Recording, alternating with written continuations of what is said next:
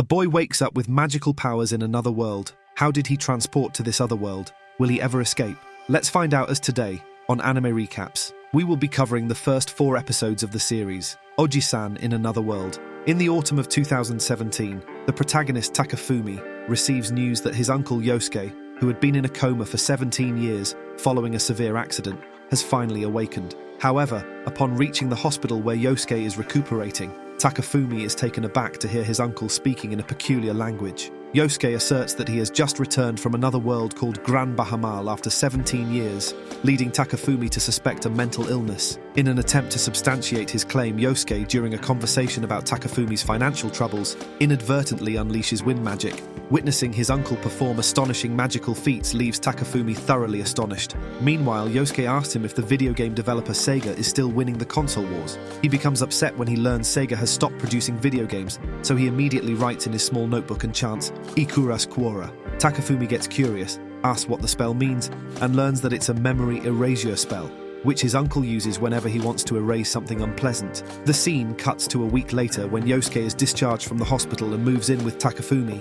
In the meantime, Takafumi decides to monetize his uncle's magical powers by uploading magic trick videos on YouTube, which later helps to generate 60,000 yen in ad revenue. With the talk going on, Takafumi asks Yousuke about his life in the other world, to which his uncle informs him that he was mostly alone for 17 years. He shares that everyone was beautiful there, so he was hunted down as a subspecies of orc. Yousuke laments that things didn't go well for him in the other world. He adds that even though he saved an elf named Elga from a venom dragon, she was pretty rude to him rather than thanking him. But his focus soon shifts when he sees that the YouTube video Takafumi had uploaded was brewing with hate comments, although it had many views. One day, Yousuke decides to buy a turn model cell phone from an auction, but Takafumi informs him that the model uses a 2G signal, so it doesn't let him make calls. However, Yousuke insists, sharing that he has no one to call.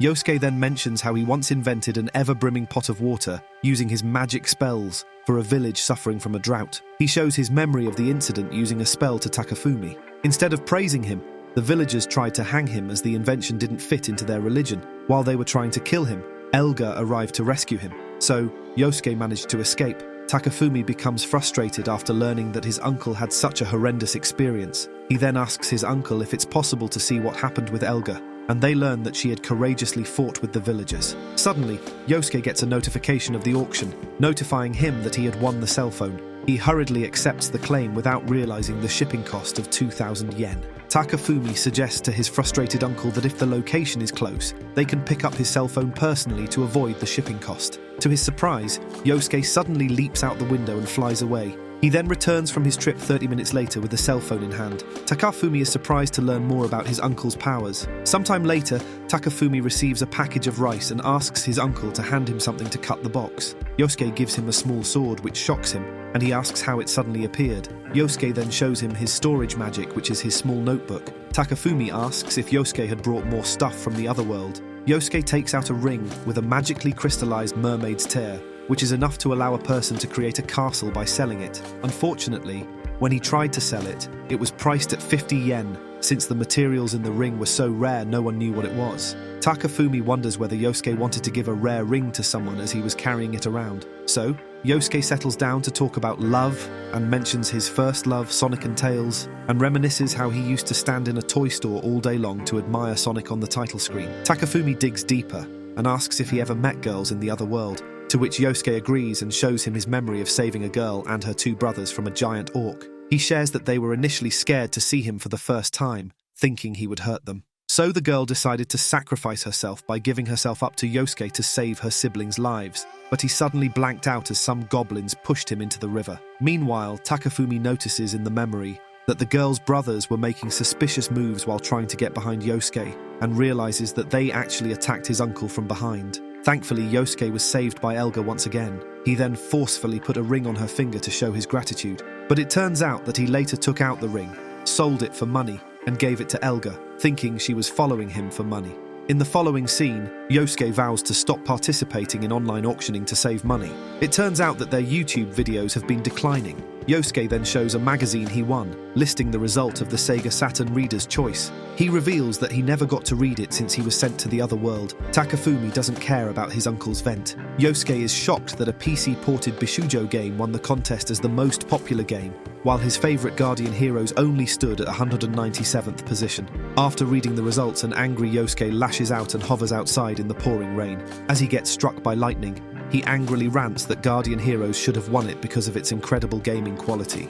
Once his uncle settles, Takafumi serves Yosuke some coffee, while comforting him that a Sega Saturn RPG was placed in second. He then learns that Yosuke didn't play RPGs since he could never follow its stories. The mentioning of RPGs reminds Yosuke of a time he had an RPG encounter in the other world. Casting the spell Ikuris Elran, he shows Takafumi a memory of where he battled the legendary Dragon of the Fire. He mentions that the way to defeat the dragon was to cure the broken heart of an ice witch named Mabel first, so that he could get an ice sword to defeat the dragon. When he met Mabel, she commanded him to get a particular flower that her mother once showed her. Yosuke then went to the Fire Temple, where the dragon lived and slayed the dragon himself without needing the sword. Meanwhile, the doorbell rings, and it's a package delivery containing a Sega Saturn, Guardian Heroes, and 20 games for it. It turns out that Takafumi wanted to surprise his uncle but is now hesitant due to Yosuke's recent outburst. Surprisingly, Yosuke is pleased to know this, and the two then play the game together. Later that evening, Yosuke shares how the city's atmosphere reminds him of a game called Alien Storm to Takafumi.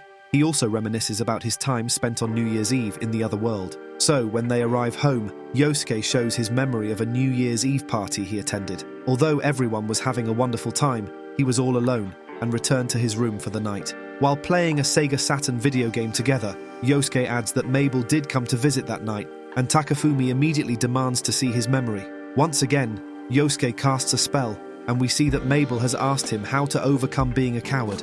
After listening to a motivational speech, Mabel offered him her ice sword, but Yosuke declined it. On New Year's Day, Yosuke sits on a street and creepily talks to himself while a girl watches him in fear. Meanwhile, Takafumi approaches her, and the two cherish each other.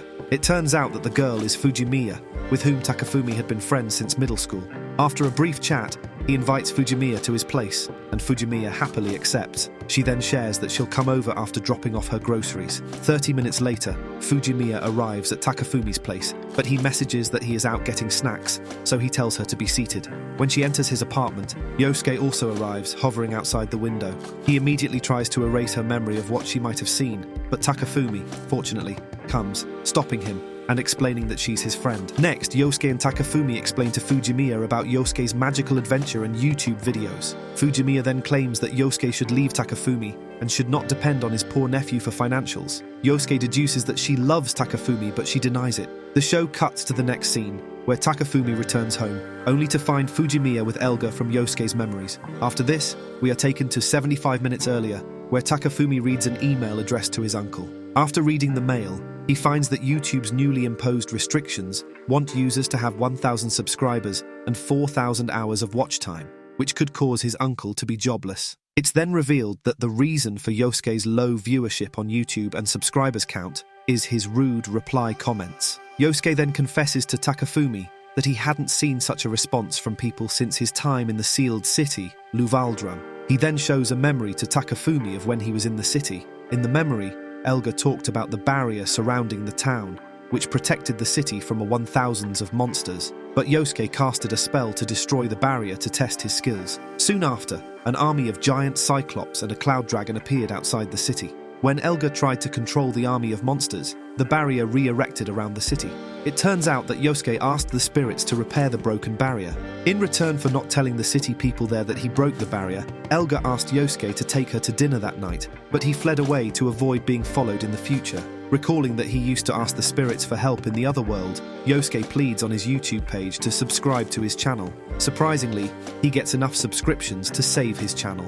By that time, Fujimiya arrives and wonders what the uncle and nephew are doing. Soon after, she again lectures Yosuke that Takafumi hasn't been able to make a girlfriend live with him due to him living there. Hearing this, Yosuke suggests that Fujimiya live there as well, but Takafumi brushes it off and leaves to do some errands. Once Takafumi is gone, Yosuke vainly tries to have a heart-to-heart conversation with Fujimiya about Takafumi's relationship with her. He then steps out of the room, magically reappearing as Elga, who introduces herself as Takafumi's aunt. Elga also tries to continue her conversation with Fujimiya until Takafumi returns home. Takafumi immediately realizes it's his uncle who has magically transformed himself into Elga so that he can have a girl-to-girl talk with Fujimiya. Later, he suggests they create another YouTube video about Yosuke's transformation magic.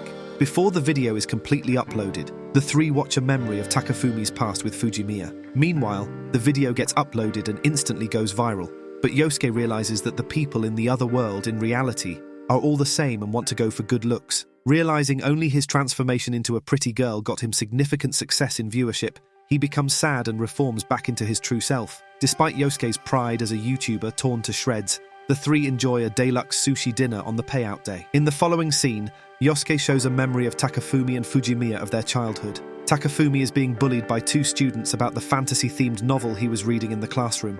Eventually, an even bigger bully, Fujimiya, handles the situation between the two bullies, saving Takafumi. Later, Fujimiya notes how delicious the coffee that Takafumi had served tastes. Takafumi reveals that his uncle had given him 1,000 yen for his birthday, so he purchased a coffee maker. Fujimiya then sends Takafumi a text of a picture of her in a swimsuit from middle school for his birthday present. But Takafumi immediately tries to delete it, realizing he could be arrested for having an underage picture on his phone. Just then, he receives a notification about a sale on coffee beans and rushes out of the apartment. Meanwhile, Yosuke tells Fujimiya that her picture lost its appeal to some coffee beans notification. She immediately bursts into anger, causing Yosuke to spill his coffee on her, but he tries to soothe the situation by magically freezing her, only making it messier. After the freezing ice settles, he offers Fujimiya some towels to use for a shower and tells her that he is stepping out for a couple of hours. When Fujimiya is done with her shower, she puts on Takafumi's shirt. Meanwhile, Takafumi enters the scene, and a stare-off between the two occurs. Fujimiya immediately corners in embarrassment, causing Takafumi to leave the scene while apologizing.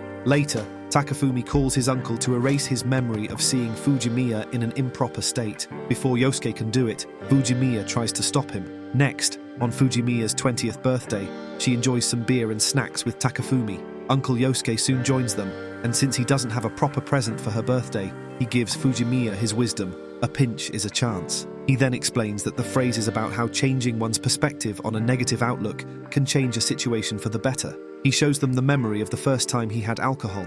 While he is busy drinking alcohol, Elga appears wearing a lovely green dress. She then confronts Yosuke about the broken barrier the other day, so he shoves a piece of meat in her mouth to keep her shut. Elga settles down, and then talks about the blazed dragon that Yousuke slew. Yosuke also shows Elga the blazed dragon fire he got after killing the dragon. Yosuke then rephrases his catchphrase, ultimately revealing that he learned it from a Puyo Puyo Gaming strategy guide. In the present, Takafumi and Fujimiya are disappointed over knowing this, while the uncle flees away to play some Puyo Puyo. Later, the memory continues, where Yosuke takes a reluctant Elga back to his inn, as he is heavily drunk to go back on his own. Upon arriving at his room, he thanks Elga and hurriedly shuts his door. It turns out that Elga was hoping to finally have private time with him, only to be disappointed in the end. The following day, she confronts him and demands to know why he was rude last night. Yosuke brushes it off and shares his plans for the day. Once the memory concludes, Fujimiya takes a drink and forces Uncle Yosuke to drink too. Yosuke is soon drunk, so Fujimiya decides to leave for home. Yosuke then decides to take her home using a wind spell. The drunken spell causes the three to leap out the window and fly high in the sky.